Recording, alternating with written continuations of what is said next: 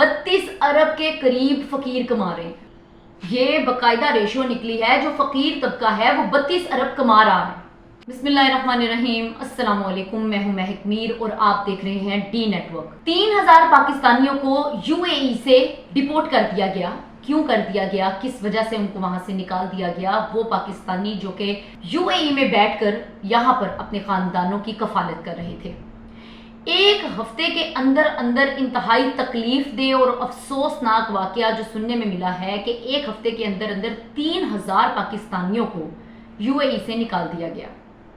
अब अगर मैं एक अंदाजे के मुताबिक बताऊं तो तकरीबन यूएई में 17 लाख और सऊदीया में 20 लाख पाकिस्तानी ऐसे मुकीम हैं जो वहां से कमाकर यहां पर बैठे अपने खानदान की कफालत कर रहे हैं।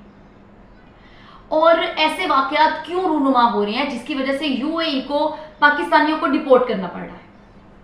सबसे पहले तो मैं आपको ये बताती चलूं एक अंदाजे के मुताबिक कि 3 कैटेगरीज इनकी बनाई गई हैं। जिनको डिपोर्ट किया गया है उनकी 3 कैटेगरीज उनकी तरफ से बनाई गई हैं, जिसमें पहली कैटेगरी है बेगर्स की, फकीर की, मतलब यहां से लोग जाकर वहां पर मांग रहे हैं।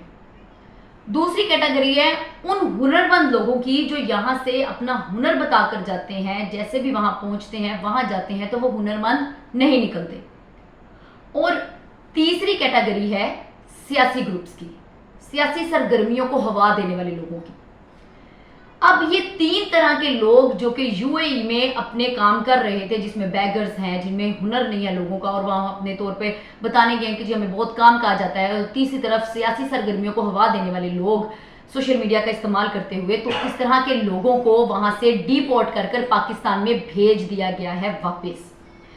अब पिछले कुछ अर्सा पहले सऊदी अरेबिया से 4345 के करीब फकीर पकड़े गए, गदागर पकड़े गए। और आपको ये बात सुनकर हैरानी होगी कि जिसमें 90% के करीब जो है वो पाकिस्तानी बेगर्स थे, पाकिस्तानी फकीर वहां पर मांग रहे थे। अब अगर मैं बात करूं एक ऐसे कि हमारे मुल्क से जब उम्रे के लिए या हज के लिए जाया जाता है तो 100 मुश्किलात पेश आती हैं हुजाज ग्रामी को, उम्रा करने वाले लोगों को। कोई किसी का पैसे गुम जाते हैं, किसी को ज़रूरत मतलब जाके उनको बैंक नहीं मिलते, या 100 मसले मसाइल होते हैं। उस सूरत में वो अपनी ज़रूरियात के लिए किसी से मांगते हैं या किसी से हेल्प मांगते हैं। एक वो तबका है, उनको बैगर्स नहीं कहते। एक है प्रोफेशनल बैगर्स। मुझे ये समझ नहीं आती कि पाकिस्तान से यूएई में या सऊदीया में कैसे कैसे पहुंच जाते हैं ये, मतलब ये फकीर क्या, मतलब क्या कहकर ये किस तरह और कौन सा ग्रुप है, कौन सा ग्रोह है जो इनको वहां पहुंचा देता है?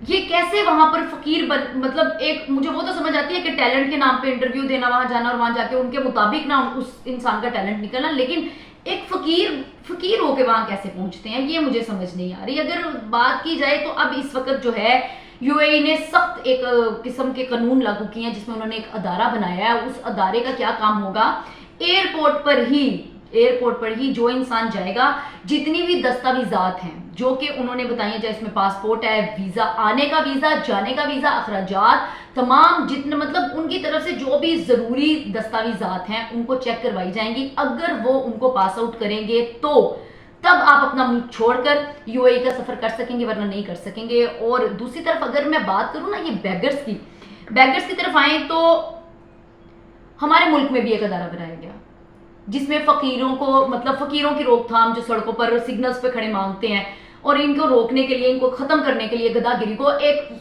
बड़ा अदारा बनाया गया, लेकिन वो मुकम्मल तौर पर नाकाम रहा। अगर मैं आपको बताऊं एक अंदाजे के मुताबिक एक फकीर एक दिन में 850 रुपए कमा रहा है, एक दिन में 850 रुपए कमा रहा है। और एक अगर आप छोटी सी एक मिसाल ले लें कि इस पीछे इलेक्शन हुए, पीटीआई के हुए या नून लीग के या पीपल्स पार्टी के, इन जितनी भी पार्टीज हैं, जब इनको वोट मतलब कास्ट किए गए तो जितनी तादाद में लोगों ने इनको वोट कास्ट किए ना, तकरीबन उतनी ही तादाद में आपको यहाँ पर फकीर मिलेंगे। अब आप ये बात सुनकर हैरान हो रहे होंगे, इस बात की वजह यह है कि गुर्बत की जो एक लाइन थी उसको हम क्रॉस कर बहुत नीचे आ चुके हैं।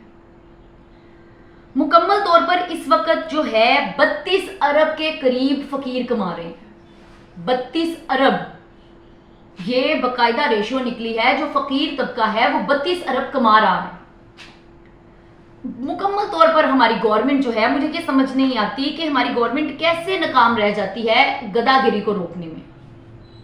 और दूसरे ममालिक में जाकर, चाहे वो कोई भी मुल्क है, वहां जाकर मुकम्मल तौर पर हमारे मुल्क का नाम बदनाम हो रहा है। सऊदीया में आप चले जाएं, गारे हिरा पर, गारे सौर पर, मुख्तलिफ मुकामात पर जो है हमें हमारे पाकिस्तानी मुकीम जो है वो गदागरी करते मिलते हैं। अब अगर मैं बात करूं, ये गदागर कहाँ से ज्यादातर जा रहे हैं? ज्यादातर नाम आ रहा है पंजाब का, कहा जा रहा है कि जी लेकिन मैं बात करूं, ये ओवरऑल पाकिस्तान का मसला है, ये खाली पंजाब का मसला नहीं है, ये पूरा पाकिस्तान का मसला है। ये इसमें ये नहीं है कि खैबर पख्तूनख्वा के पठान है, उसमें ये भी कहा जा रहा है कि जो वो शूज़ पॉलिश कर कर या इस तरह के काम कर कर, मेहनत कर कर जो है वो रोटी खा लेते हैं, लेकिन जी पंजाब का नाम बदनाम किया जा रहा है। इस तरह किसी एक सूबे का, ऐसा बिल्कुल नहीं।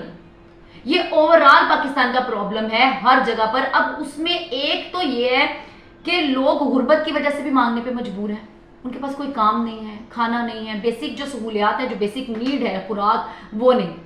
और दूसरी तरफ एक प्रोफेशनल बेगर्स हैं जिनको आदत हो चुकी है, जो मांग के बगैर जो है ना उनका गुजारा नहीं। एक तरफ वो लोग हैं।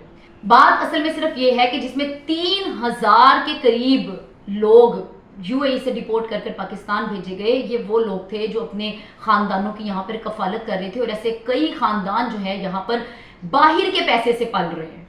बाहर का पैसा आता है तो वो लोग रोटी खाते हैं और उनके घर चलते हैं।